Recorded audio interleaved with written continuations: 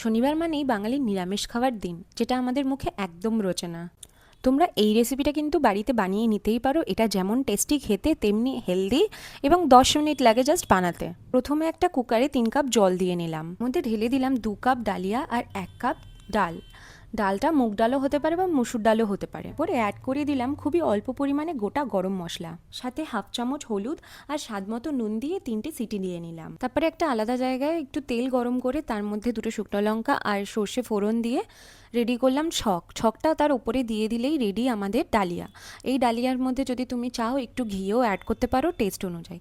আমি এখানে টমেটো, শসা, ধনেপাতা, কাঁচা লঙ্কা, গাজর একদম কুচি কুচি করে চপ করে নিয়েছি। এরপর কুকার থেকে গরম গরম ডালিয়া নামিয়ে নেব একটা প্লেটে।